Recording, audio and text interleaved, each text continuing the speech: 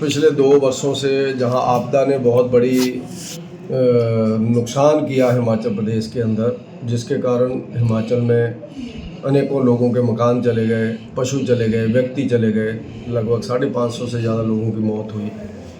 वहीं उस आपदा में लोगों को पैसा नहीं मिल रहा है। लोगों को मकान बनाने को जो गवर्नमेंट ने वायदा किया था 4500 करोड़ रुपए का पैकेज, एक तथाकथित पैकेज की घोषणा की थी, उसका कोई पैसा नहीं मिला। मकान बनाने को जगह नहीं मिली लोगों को, जिनकी जगह सारी चली गई पहाड़ों के अंदर, मकान बनाने को जगह नहीं है, किराए के ऊपर लोग रह रहे हैं। वहीं उसके साथ साथ हिमाचल प्रदेश के अंदर जो कर्मचारी हैं उनकी समय पर तनख्वाह नहीं दी जा रही है और पेंशनर को पेंशन नहीं मिल रही है समय के ऊपर। लोगों के टीए नहीं मिल रहे हैं, लोगों के मेडिकल बिल नहीं मिल रहे हैं जो कर्मचारी हैं। लेकिन दूसरी तरफ गवर्नमेंट के कुछ लोग ये उत्सव के नाम पर लूट मचा रहे हैं। जगह जगह लोगों के हमें फ़ोन आते हैं कि हम रजिस्ट्री कराने गए जी, हमें तहसीलदार ने बोला भैया जहाँ 5500 रुपया इस पर्ची का कटाओ।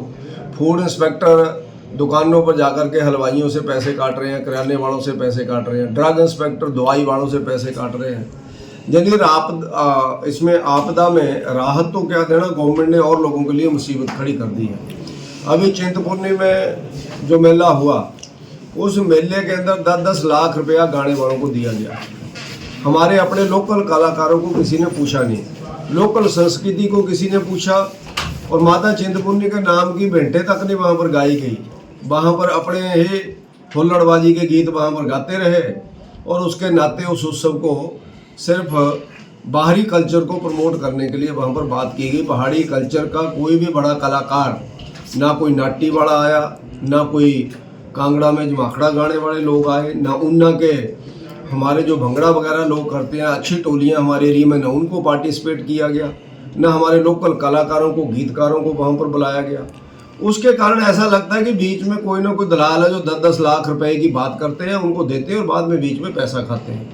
हमने भी अपने टाइम पर देखा था कि उस समय जिसको हम लोग कहते हैं कि ऑर्गेनाइजर आते थे हमारे पास जब उत्सव चलते थे, तो मैंने देखा भैया ये तो बड़ा गोरख धंधा लग रहा है मेरे को कि गुरदास मान जी से हम भी बात करेंगे, जो हमारे थ्रू ही होती है, बाकी नहीं किसी के थ्रू होती है, ऐसा वो बोलते थे। फिर हमने गुरदास मान जी से बात की तो हमारे से उन्होंने कम पैसा लिया, लेकिन जो दलाल आते थे वो ज़्यादा पैसा बताते थे उस समय। उन बातों से दुखी होकर के हमने उस समय बंद किया था कि भाई ऑफिसर लोगों का काम करने के लिए तो बैठ नहीं रहे हैं। पटवारी, कानून, तहसीलदार, एसडीएम, एडीएम, ये सारे लोग उगराइयों में लगे रहते हैं बेचारे। इनके ऊपर डंडा चढ़ाया जाता है, इनको पर्चियाँ दी जाती हैं कि आप लोग पैसा इकट्ठा करो।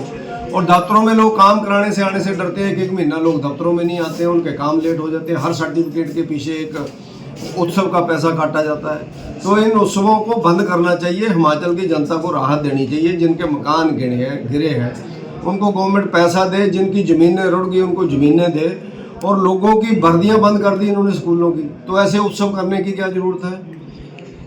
जो सरकारी स्कूलों में बच्चे पढ़ते हैं उनकी वर्दियां बंद कर दी, 125 यूनिट बिजली का बिल बंद कर दिया, गांवों के अंदर 100 रुपया पानी का बिल लगा दिया।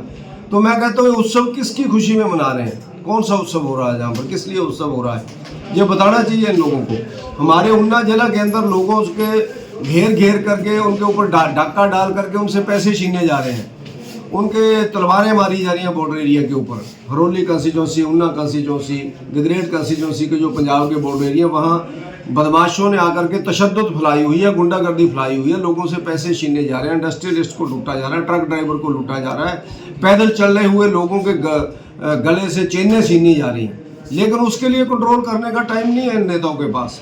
ये उत्सव मना रहे हैं, हुड़दंगबाजी कर रहे हैं, और उन कलाकारों को 10-10 लाख रुपया दे रहे हैं। भारतीय जनता पार्टी इसका पुरजोर विरोध करती है, और इसको हम स्टेट लेवल पर भी आग्रह करेंगे कि गवर्नमेंट ने करने हैं उत्सव तो अपने पैसे से करे, जनता से, किसी से भी। ऊना कंस्टिट्यूंसी में अगर मुझे पता लगा कि किसी ने ऐसे उत्सवों के लिए पैसा इकट्ठा किया, तो उस अधिकारी की खैर नहीं है, उसका हम लोग घराव करेंगे, उसको दफ्तर में बैठने नहीं देंगे अगर किसी ने इस तरह से लोगों से पैसा उगाही करने की कोशिश की। देश दुनिया की हर खबर सबसे पहले देखने के लिए फॉलो करें Dainik Savera TV, YouTube, Facebook, Instagram, X और व्हाट्सएप चैनल पर।